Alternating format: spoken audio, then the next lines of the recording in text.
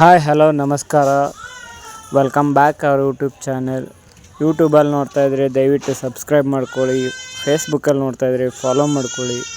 ಇವತ್ತೂ ಕೂಡ ಒಂದು ಡೆಕೋರೇಷನ್ ಇತ್ತು, ಅದಕ್ಕೆ ಫ್ಲವರು ಮತ್ತು ಗ್ರೀನ್ ಮ್ಯಾಟ್ ಕೂಡ ರೆಡಿ ಮಾಡ್ಕೊಂಡಿದ್ದೆ.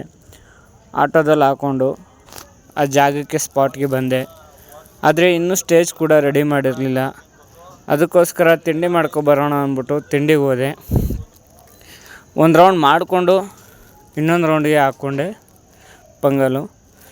ನಂತರ ಮಾಡ್ಕೊಂಡು ಬಂದಮೇಲೆ ರೆಡಿ ಮಾಡಿದೆ ಡೆಕೋರೇಷನು. ಈ ಥರ ಇದೆ.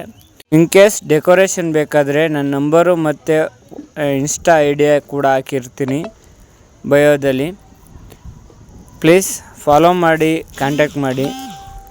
ಅದು ಮುಗಿದ ಮೇಲೆ ಕಟ್ಟಿಂಗ್ ಮಾಡಿಸ್ಬೇಕಿತ್ತು. ಹಾಗೆ ಕಟ್ಟಿಂಗ್ ಶಾಪಿಗೆ ಬಂದು ಕಟ್ಟಿಂಗ್ ಮಾಡಿಸ್ಕೊಂಡು ಮನೆ ಕಡೆ ಹೊರಟೆ. ಮನೆ ಕಡೆ ಹೋಗೋ ಟೈಮಲ್ಲಿ ಮತ್ತೆ ಫೋನ್ ಬಂತು.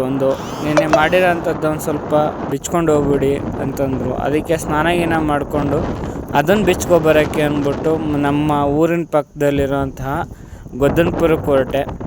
ಅದಕ್ಕೆ ಒಂದು ಸ್ವಲ್ಪ ಲೇಟಾಗಿತ್ತು. ಅದಕ್ಕೆ ಅವ್ರೇನು ಮಾಡಿದರು, ಆಲ್ರೆಡಿ ಬಲೂನೆಲ್ಲ ಬಿಚ್ಚಿದ್ರು ಒಂದು ಸ್ವಲ್ಪ.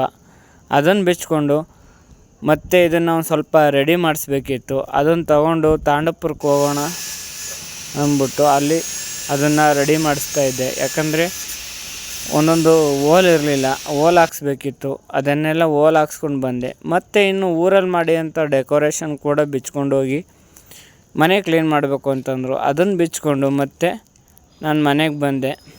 ಅಷ್ಟಕ್ಕೆ ನನ್ನ ಮಗಳು ಬರೋ ಟೈಮಲ್ಲಿ ಮಗಳು ಬಂದಳು.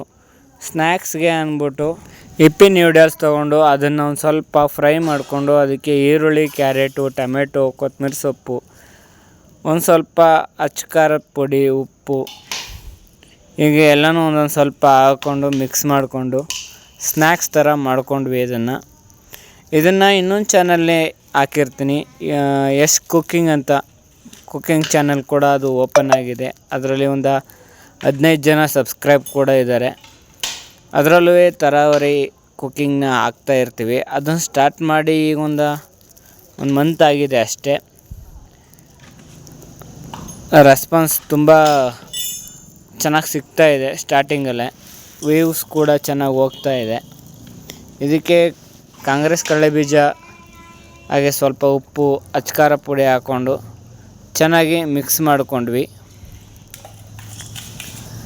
ಮಿಕ್ಸ್ ಮಾಡ್ಕೊಂಡ ನಂತರ ಅದನ್ನು ಟೇಸ್ಟ್ ಮಾಡಿಕೊಂಡು ತಿಂದ್ಕೊಂಡು ಆರಾಮಾಗಿ ಇವತ್ತಿನ ದಿನ ಕಳೆದ್ವಿ.